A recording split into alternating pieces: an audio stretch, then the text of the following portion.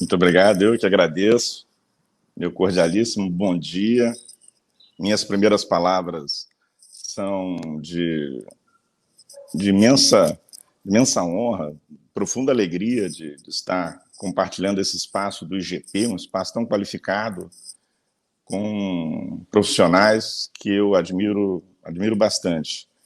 Eu quero cumprimentar o doutor Pedro Ivo, doutor Álvaro, que muito gentilmente me fez o convite, doutora Daniele Galvão, os dois, Álvaro e Daniele, são os nossos mediadores, doutora Flávia, que é uma extraordinária companheira de luta, e meus colegas com os quais eu compartilho essa mesa, são amigos também, professora Carolina Costa e professor e procurador da República, subprocurador da República, Vladimir Aras.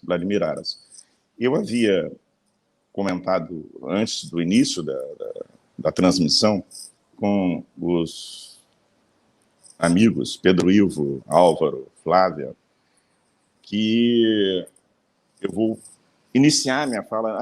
O meu foco vai ser a filosofia do processo penal e um pouco compartilhar com vocês a leitura que eu faço histórica desse processo de migração pelo qual estamos vivendo, passando no direito processual penal brasileiro, e que tem, na minha opinião, pelo menos num marco temporal relativamente curto, se pensarmos nos sistemas como um todo, eu começo aqui, meu ponto de partida é o ano de 1968, mas tem ali a origem desse movimento que é algo a merecer nossa reflexão. Então, o que eu vou fazer aqui, e vou pedir desculpas a quem nos assiste, mas boa parte da minha fala, para caber nesse tempo, ela vai ser objeto de uma leitura que eu farei, de um texto que eu preparei especialmente para o nosso encontro,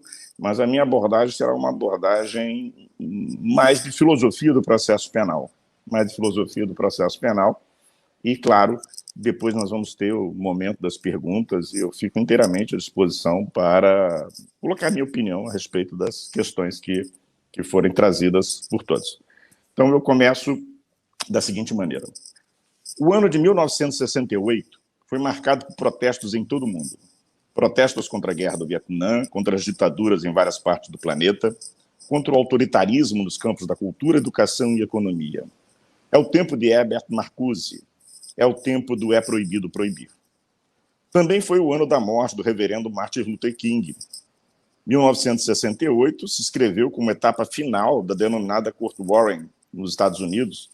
1953, 1969, período da Corte Warren, período de intenso ativismo judicial e de reconhecimento de inúmeras das garantias do processo penal que hoje nós temos por consagradas e também integrantes dos principais pactos internacionais. Eu citei aqui o caso Gideon, o caso Miranda e toda a jurisprudência ativa da Suprema Corte norte-americana no início dos anos 60 relativamente às regras de exclusão probatória. Todas estas circunstâncias, sem dúvida, influenciaram Packer, professor de Stanford, a publicar sua obra mais conhecida, Os Limites da Sanção Criminal, obra que é vista consensualmente admitida como divisor de águas no âmbito da teoria processual penal norte-americana, ao propor a classificação dos modelos de justiça criminal conforme a oposição dicotômica entre o Criminal Control Model e o Due Process Model. Isso vai aparecer neste livro, Os Limites da Sanção Criminal, de 1968, no capítulo 8. No capítulo 8 do livro, embora seja de fato, o eixo estruturante de todo o trabalho do professor Herbert Packer.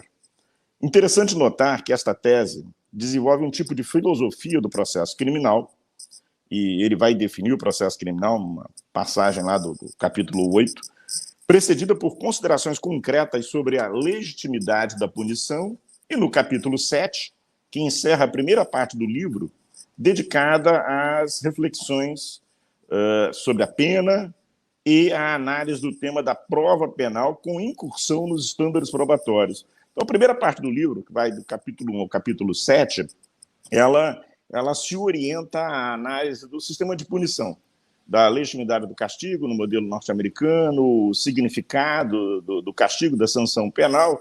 E é interessante porque seria uma primeira parte, nós definiríamos aqui, conforme a nossa dogmática das ciências criminais, como algo nitidamente penal, mas o último capítulo, o capítulo que encerra esta primeira sessão do livro, é dedicado à prova e os estándares probatórios. E é dedicado à prova e os estándares probatórios, levando em consideração, na opinião do professor lá de Stanford, levando em consideração a dificuldade que, naquele momento, aparentemente, o estándar mais elevado de valoração da prova, que vigora no modelo processual penal anglo-americano, a prova além da dúvida razoável, está provado além da dúvida razoável, poderia significar um obstáculo à repressão de determinadas infrações penais. Sigo eu a leitura aqui. Já no trecho dedicado ao processo criminal, portanto, a partir do capítulo 8, e sempre delimitando a análise da situação específica do funcionamento da justiça nos Estados Unidos da América, Packer reconhece que grande parte dos investigados e acusados carecia de representação legal, a coação era frequentemente empregada para obter confissões, e a polícia recorria também com frequência a métodos violadores da quarta emenda na pesquisa e aquisição de provas. Então, logo no início do que é a investigação do professor a respeito do estado de coisas, do estado da arte, do processo penal norte-americano, naquele ano de 1968, até aquele momento, ele vai destacar que há ali elementos bastante vigorosos a demonstrar que se recorria com frequência à coerção, à ameaça para a obtenção de confissões, métodos de violação. Lembrando que eu citei no início que as principais decisões sobre licitude probatória, sobre a garantia da representação por advogado e sobre interdição de áreas, a delimitação de áreas do interdito da ação policial, olha, aqui é incolumidade física, aqui é a integridade das comunicações, aqui é privacidade, tudo isso havia sido fixado pela Suprema Corte norte-americana nos anos precedentes a 1968. Então, esse é o cenário, um cenário em que há uma normatividade a partir de um ativismo da Suprema Corte norte-americana que contrasta com uma prática de investigação e de processo penal que o tempo todo colide com essas garantias. Ao tratar especificamente dos valores que inspiram o Criminal Control Model, o professor Stanford sublinhava uma suposta incapacidade do modelo oposto, o modelo do Dewey Process, uma incapacidade do modelo oposto de dar conta da demanda de processamento dos fatos. Nós poderíamos traduzir isso para a nossa realidade como a incapacidade de apurar as notícias crime, de tal sorte que o Criminal Control Model consolida-se como resposta mais adequada à ascensão da criminalidade, ancorado no princípio da eficiência. Então, a ideia de um cara e coroa, de uma moeda com duas faces, com duas, frente e verso ali, cara e coroa, em que um modelo Dewey Process havia sido ratificado, consagrado, definido pela Suprema Corte, contrastava com aquele modelo prático de uma investigação criminal que forçava sobre os investigados e os acusados na busca de mais eficiência. E o que é essa eficiência, segundo o professor norte-americano? A eficiência é identificada com duas metas: o processamento efetivo e abrangente das infrações penais e a celeridade na resposta estatal repressiva. Então, para os defensores de uma mudança de enfoque do funcionamento do sistema de justiça criminal norte-americano, conforme esta análise desenvolvida na obra, que é a obra de referência, mencionarei daqui a pouco por quê, nessa obra de referência, para os defensores de um processo penal mais efetivo, era necessário alargar o campo de incidência da punição, alcançando o maior número de infrações penais, alcançando o maior número de agentes responsáveis pela prática das infrações penais, e o fazer com celeridade, e o fazer de modo a não demorar essa intervenção estatal. Eu também vou destacar isso daqui a pouco. A etapa preliminar da persecução criminal é mais valorizada que a própria fase judicial, vai dizer o professor. E a informalidade prevalece sobre a forma jurídica das garantias. Então, nesse modelo do Criminal Control Model, nós já vamos identificar um peso relativo da investigação criminal superior ao do próprio processo na definição da responsabilidade criminal dos agentes. A etapa que nós chamaríamos aqui de investigação criminal, inquérito policial, investigação pelo Ministério Público, ela era mais decisiva no arbitramento de responsabilidade criminal do que o próprio processo.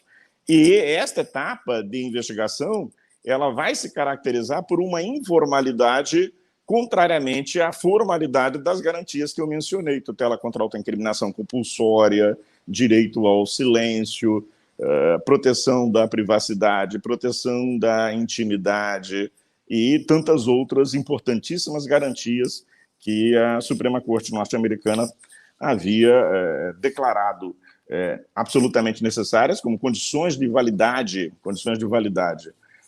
dos processos criminais nos Estados Unidos da América, numa interpretação conforme a cláusula do Due Process of Law.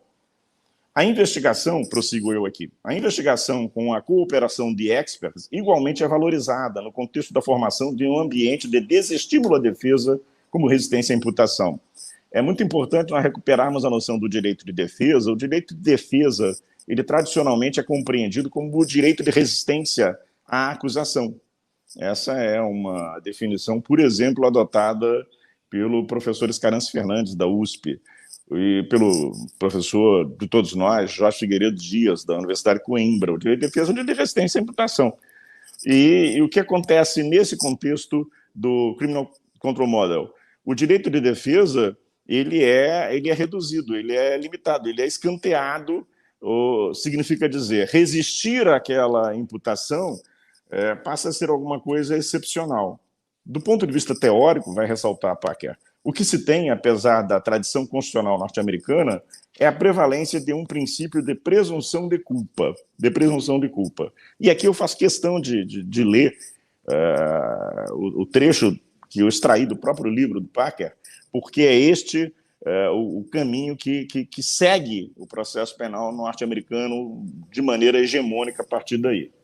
Diz o professor de Stanford: a chave para o funcionamento do modelo em relação àqueles que não são excluídos é o que chamarei presunção de culpa.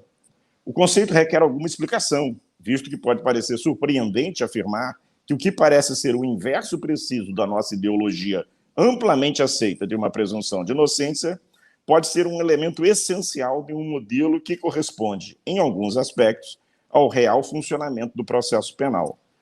Em linhas gerais, vai dizer aqui o professor, claro que ainda interpretando a Constituição norte-americana com alguma elasticidade, o modelo prático do Criminal Control Model, ele trabalhava com a ideia invertida de presunção de inocência, trabalhava com a ideia da presunção da culpa, com foco na investigação criminal, tolerando, num determinado limite, violações de direitos e garantias que a própria Suprema Corte norte-americana havia afirmado como de proteção absoluta e causa de invalidade dos atos processuais, e buscando solução rápida e abrangente das infrações penais. Portanto, estendendo os braços do Estado na repressão penal para um número infinito de infrações, e isso somente seria possível a partir de uma modificação da própria maneira de proceder,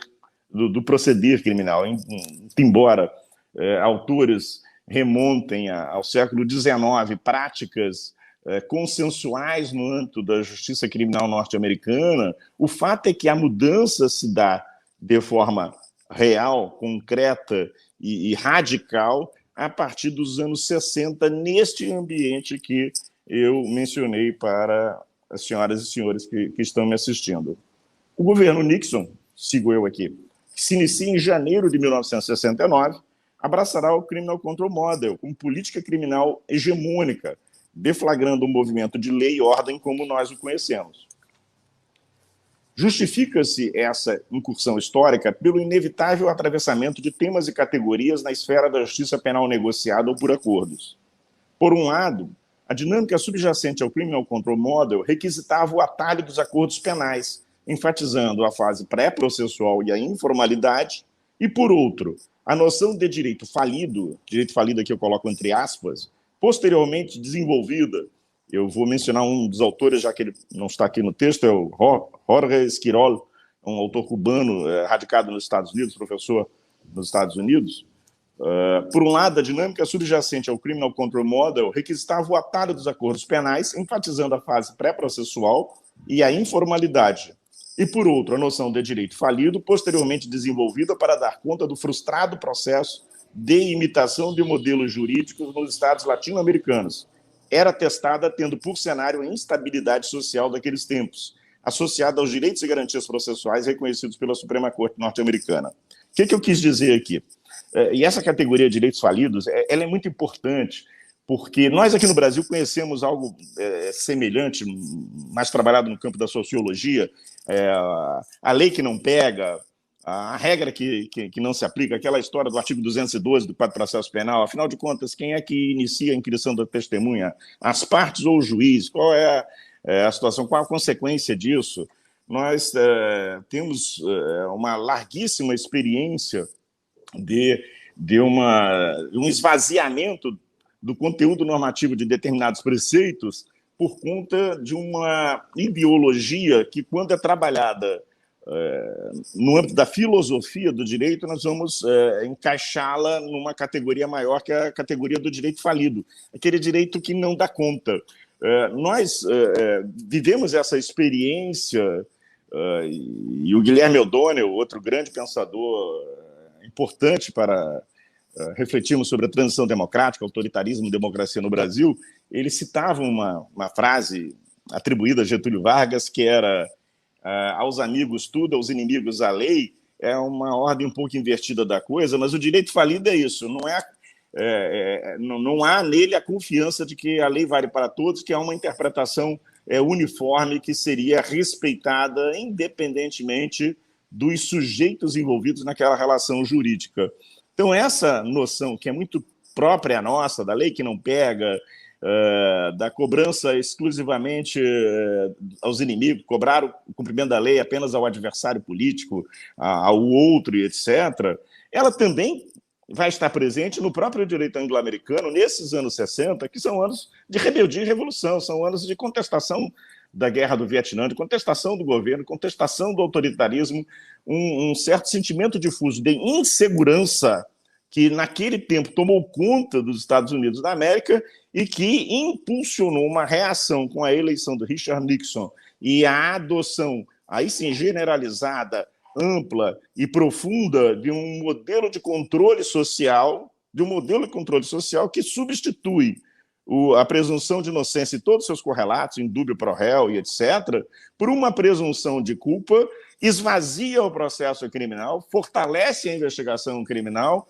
coloca ênfase na pessoa do sujeito que está sendo investigado, ênfase na confissão, ênfase na colaboração, para buscar transmitir à população uma resposta, um sentimento de segurança, a tal lei e ordem, né? Um sentimento de segurança que romperia com aquela instabilidade. Como eu disse, vários dos fatores que eram influentes para aquele estado de instabilidade não eram estritamente norte-americanos, eram transnacionais, eram globais. Outros eram globais, mas por iniciativa das práticas governamentais norte-americanas, e era um momento de revolução cultural. Aqui no Brasil, a revolta que acaba sendo reprimida com a edição do AI-5, em 13 de dezembro de 1968, a cassação do deputado Márcio Moreira Alves, a morte do estudante lá na Praça da República, aqui na Praça da República do Rio de Janeiro, quer dizer, a Alemanha, Cohn-Bendit, França, e eu citei aqui o Herbert Marcuse logo no início, como é proibido proibir, a China, a Tchecoslováquia. Havia um ambiente mundial instável, e esse ambiente mundial instável ele acabou gerando, na sequência, uma reação em busca de uma imposição da estabilidade por meio da lei e da ordem. E no modelo criminal norte-americano, essa imposição vai se dar exatamente com a mudança da chave. É uma reação também à jurisprudência garantista da Suprema Corte norte-americana daquele período, uma jurisprudência que não era garantista estritamente no campo processual penal, mas que também, na luta pelo fim da discriminação racial, ações afirmativas, em tantos outros campos, se mostrou muito importante, muito importante. Eu diria o seguinte, uma jurisprudência de defesa da democracia e da república. Eu sigo aqui. A expansão do Criminal Control Model é fato e toma a forma dos acordos penais, em regra caracterizados pela assimetria. Isso eu também destaquei na minha tese de doutorado, Transação Penal, está publicada lá pela editora Medina, em Portugal. A questão da assimetria como uma característica do modelo de processo penal fundado em acordos penais, de qualquer natureza. De qualquer natureza. Aí isso é indiferente.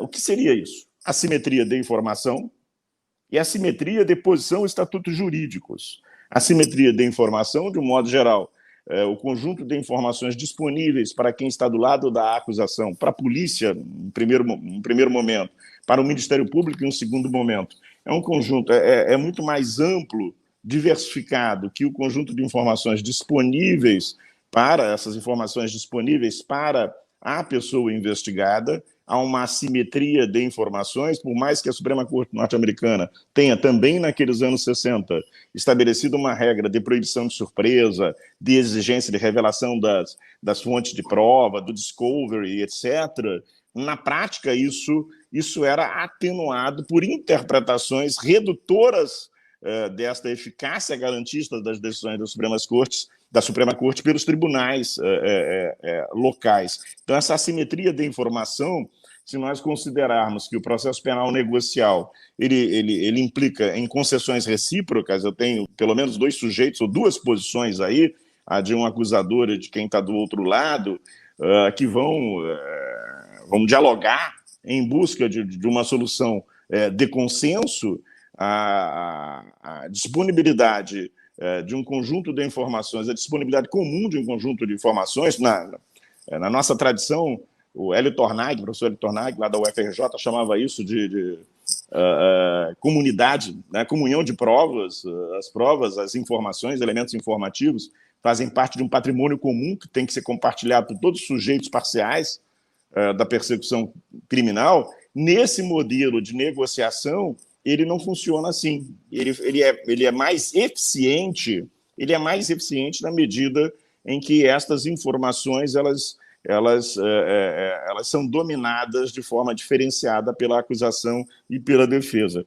E a assimetria de posição e estatutos jurídicos, porque, como é sabido, pelo menos no campo da doutrina, não sei se exatamente os nossos tribunais no Brasil têm essa consciência, o modelo processual penal constitucional norte-americano, ele está fundado numa culpabilidade fática e não numa culpabilidade jurídica como a nossa, do inciso 57 do artigo 5º, que estabelece um marco jurídico para se considerar alguém culpado, trânsito em julgado da sentença penal condenatória.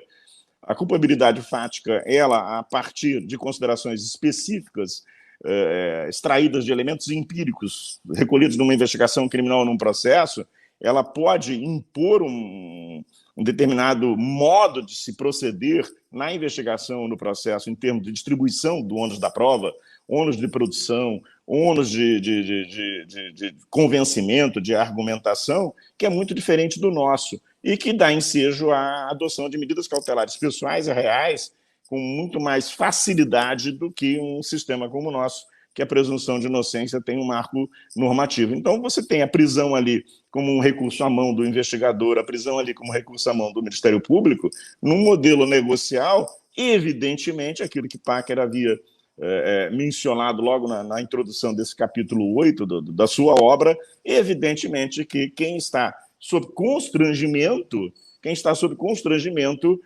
tende a ceder mais numa negociação do que efetivamente quem está numa posição mais confortável de gozo pleno das suas liberdades em um regime de presunção de inocência mais efetivo. Então, esse cenário é o cenário que vai construir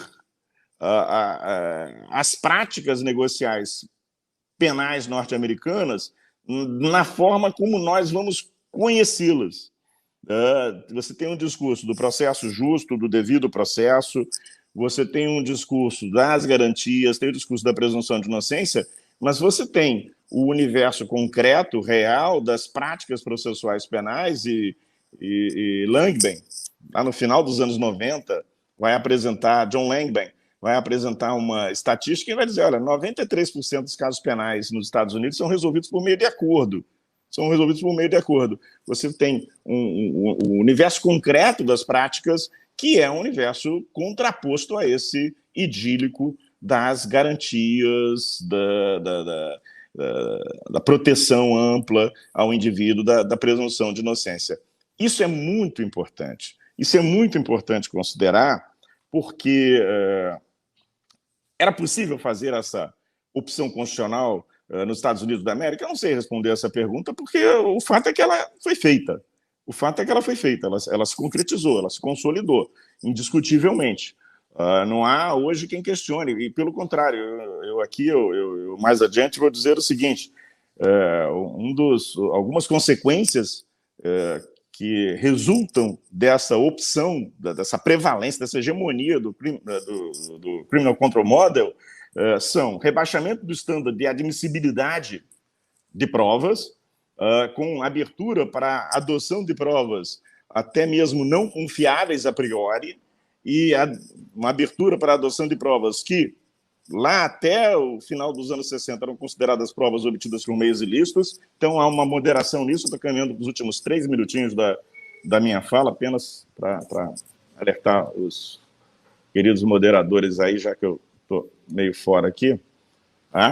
Há também rebaixamento do estándar de valoração da prova, em especial no tocante à chamada criminalidade complexa, criminalidade econômica, criminalidade das organizações criminosas, criminalidade do tráfico de drogas, criminalidade do terrorismo, aquela exigência de um estándar superior à prova, além da dúvida razoável, ela vai decaindo, não apenas no que toca a medidas cautelares, e nós já vimos a importância das medidas cautelares aqui, porque elas são indutoras do acordo penal, o constrangimento sobre a liberdade de locomoção, o constrangimento sobre a liberdade em relação ao domínio dos bens, isso tem um efeito concreto muito significativo nesse contexto, e esses rebaixamentos, tudo isso, eu citei esses 2 exemplos, rebaixamento do estándar de admissibilidade das provas e rebaixamento do estándar de valoração das provas, tudo isso tem seu peso, tem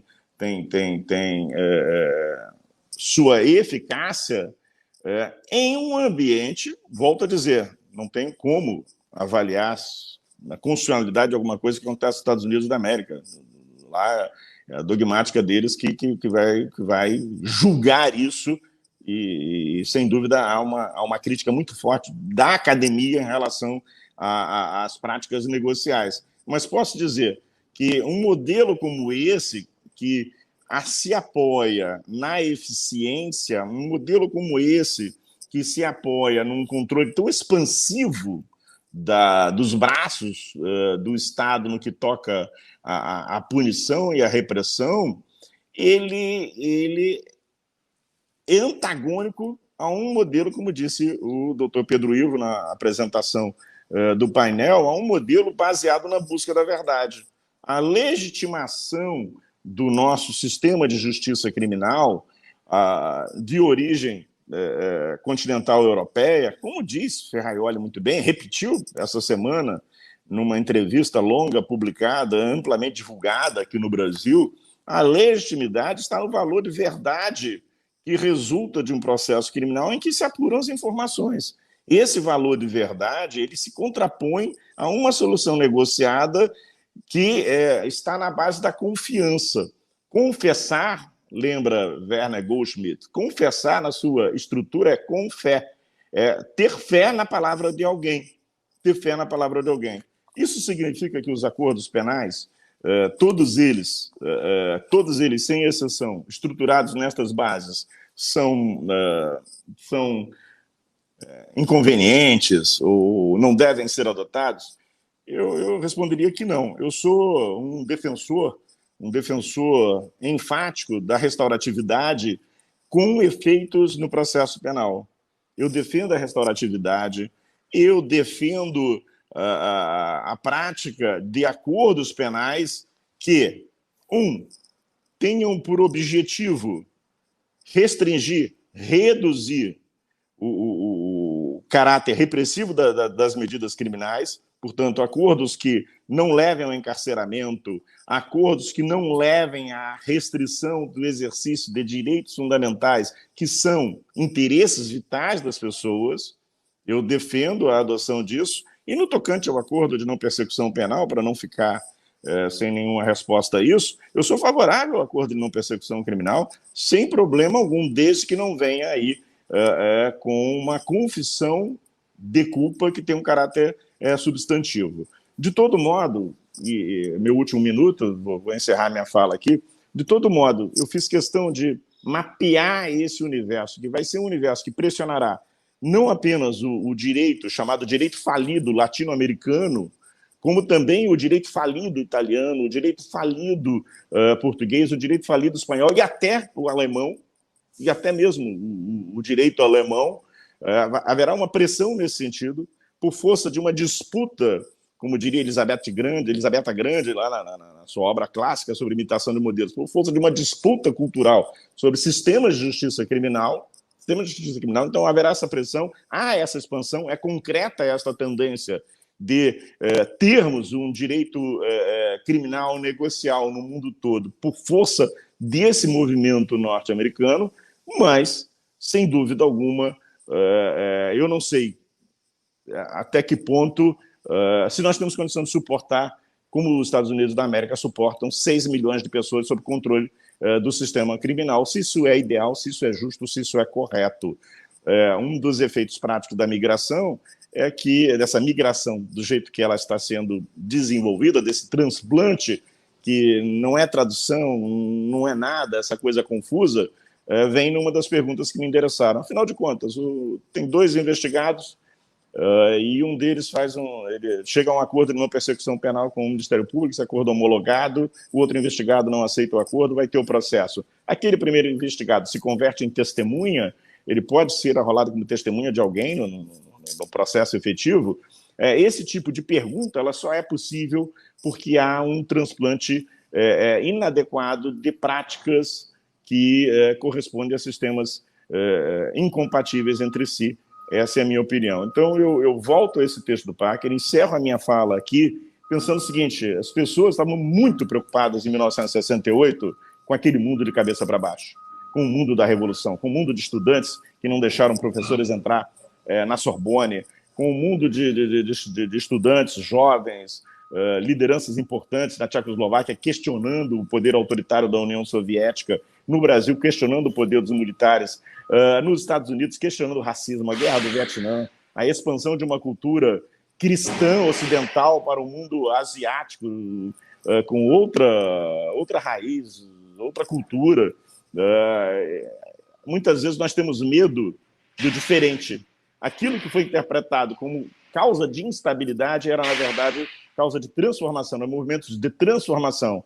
Eles eram muito menos, deveriam ser muito menos assustadores e muito mais indicadores de um mundo que teria que se adaptar a uma nova realidade plural, uma nova realidade que comporte todos e não exclua, como é esse modelo. Qualquer modelo penal de expansão da punição é modelo de exclusão, como é esse modelo de exclusão. Agradeço muitíssimo a paciência de todos, agradeço ao Álvaro, a Daniele, ao Pedro Ivo o convite, e, no final, após a exposição dos meus colegas, fico à disposição para eventual resposta às indagações. Muito obrigado.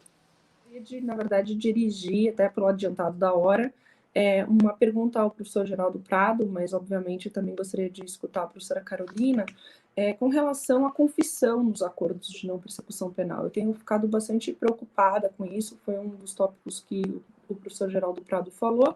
Eu tenho ficado preocupada especificamente com relação a efeitos a terceiros, ou seja, uma ação penal em que nós tenhamos mais de um acusado, em que um aceita fazer o acordo de não persecução penal, e ao aceitar e fazer a confissão desses fatos, acaba atribuindo fatos a um outro acusado que não participou deste acordo ou não aceitou esse acordo de não persecução penal. Então, eu queria ouvir um pouco sobre essa discussão, esse tópico de efeitos a terceiros relativos à confissão no acordo de não persecução penal. E aí também, se me permitir, se esse movimento de consensualidade nos acordos, né, no processo penal, esse movimento mundial, mas especificamente no Brasil, se isso poderia ser um resultado, por exemplo, de um movimento de gerenciamento de processos, pela quantidade de processos judiciais que nós temos hoje no país. Essas são os meus questionamentos. Eu agradeço muito a Daniele, tenho uma profunda admiração pelo trabalho dela, não apenas como advogada, como acadêmica também. Participei de 2 momentos da vida acadêmica dela.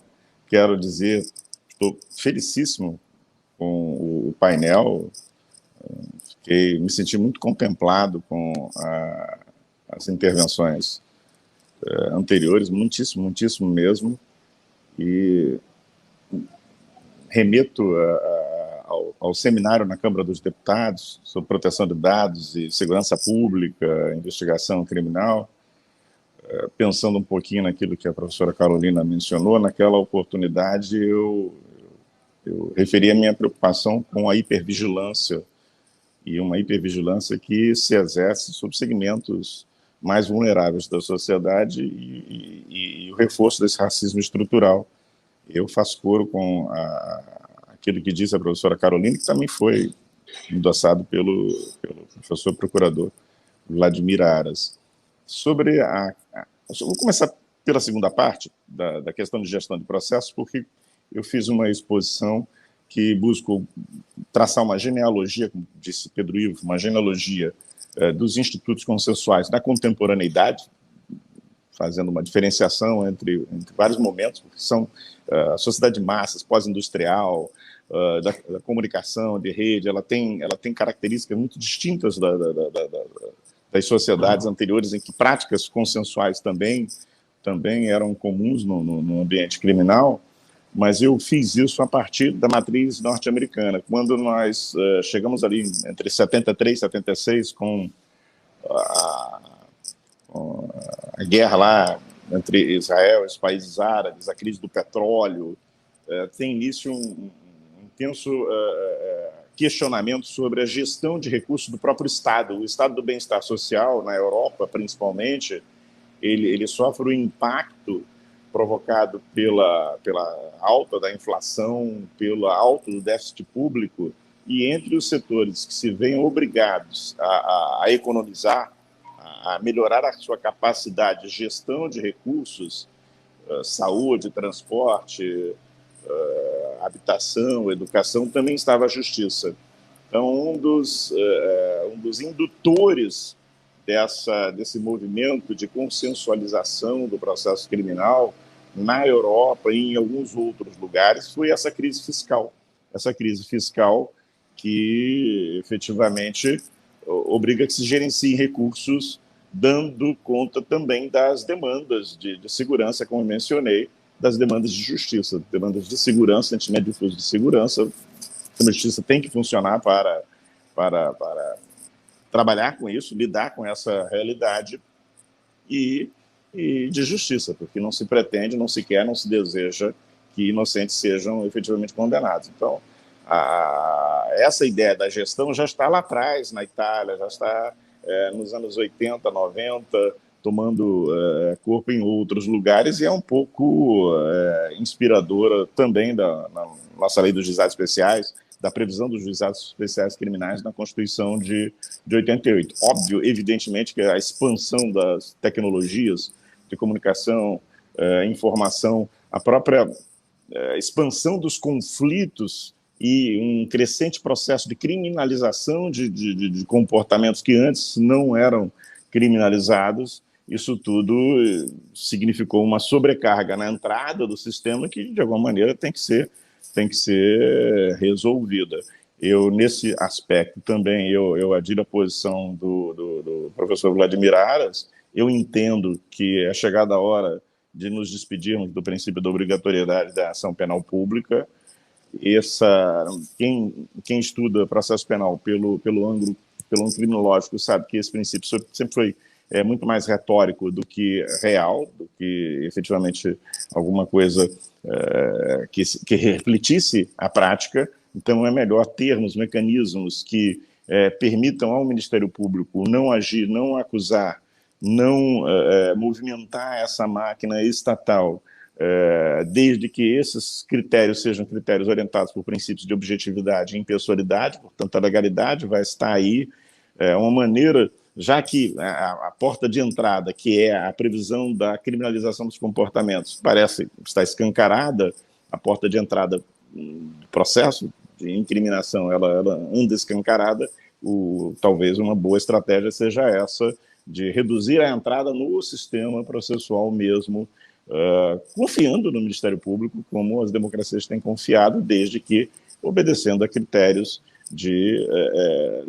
estabelecidos na lei de objetividade e impessoalidade, como também disse o Procurador da República, uma prestação de contas periódica do Ministério Público relativamente a isso. A accountability é absolutamente fundamental. Então, tem muito mais a falar sobre esse ponto, mas eu vou encerrar aqui esse aspecto a segunda parte, né, a segunda pergunta, eu encerro a resposta aqui, porque para que haja tempo também da professora Carolina responder e colocar a opinião dela. E a primeira delas, eu estou acompanhando esse debate, um debate que me parece estranho, eu tenho dificuldade para entender isso. Uma confissão no acordo de não persecução penal, que seria uma confissão de natureza estritamente procedimental, e não teria eficácia penal, e uma confissão no seu sentido clássico. A confissão é a autoinculpação. Toda confissão é autoinculpação. Essa confissão que seja autoinculpação, mas que estenda o reconhecimento da responsabilidade a terceiros, ela, pelo nosso sistema, essa talvez seja a dificuldade que eu percebo nas avaliações que eu tenho lido dos autores a respeito do tema, ela não muda a figura do sujeito que está ali. Diferentemente do modelo norte-americano, em que a contribuição de alguém converte essa pessoa em testemunha, o nosso modelo ele se estruturou de tal maneira que nós temos três sujeitos diferenciados. Nós temos o investigado, nós temos o ofendido e nós temos a testemunha.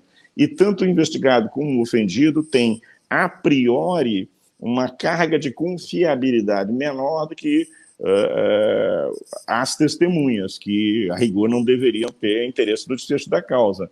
Então, se a confissão, não importa o momento da confissão, se ela é uma confissão extrajudicial, se é uma confissão judicial, ela não é um meio de prova, efetivamente não é um meio de prova. O problema vem naquilo que eu mencionei, que foi bem trabalhado pelo Werner Goldschmidt, da confissão, né, do confé. O problema está na cadeia de raciocínios que a confissão proporciona, a estrutura da inferência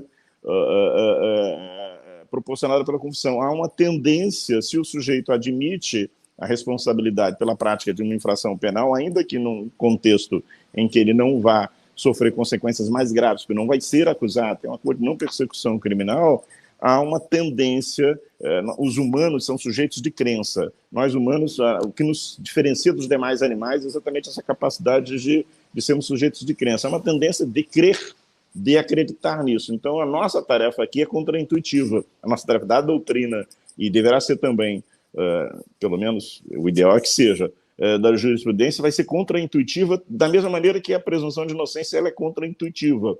Tirar essa carga a priori da força inferencial de uma confissão com atribuição a terceiro de responsabilidade, colocando-a no lugar exatamente oposto de alguma coisa à sua desconfiança. A professora Carolina falou em determinado momento, sobre a cadeia de custódia ali. Há um belíssimo livro de dois amigos, professores, e eu encerro a minha fala mencionando isso, professores Juarez Tavares, Rubens Casara, sobre prova penal.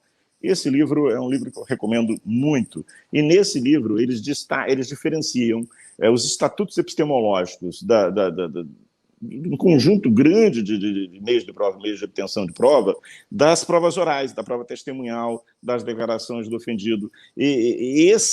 Essa diferenciação ela é muito importante para reduzir o peso que teria essa autoinculpação interessada, porque é para fazer um acordo, essa autoinculpação com referência a terceiros, O professor Vladimir já falou, a professora Carolina já falou, isso isoladamente não pode sequer levar a que a pessoa seja acusada. Com base nisso, o terceiro mencionado como coautor da infração penal, partícipe, o que seja, ele não pode sequer ser acusado, que dirá ser condenado. Mas eu recomendo muito essa passagem, eu recomendo muito o livro Prova Penal dos professores Rubens Casara e Juarez Tavares, e particularmente essa passagem que é pouco tratada pela nossa doutrina. O professor Gustavo Badaró trata muito bem do tema, o Vitor, lá do Rio Grande do Sul, Vitor Ramos também, Vitor Paula Ramos, trata muito bem do tema, meu sócio Caio Badaró também trata muito bem do tema, mas é muito raro isso, a Lara, lá no Ceará também, mas é muito raro. Eu me despeço, eu vou acompanhar a professora Carolina, me despeço dizendo de coração que foi uma das melhores lives do que eu participei. Fiquei muito feliz mesmo, muito feliz, me senti muito contemplado, e cumprimento e manifesto meu carinho pela professora Carolina, pelo professor Vladimir Aras. Poxa, gostei muito, gente. Muito obrigado. Finalizando, agradeço Geraldo, agradeço Vladimir, agradeço Carolina, agradeço Daniele, agradeço a Álvaro pelo excelente encontro.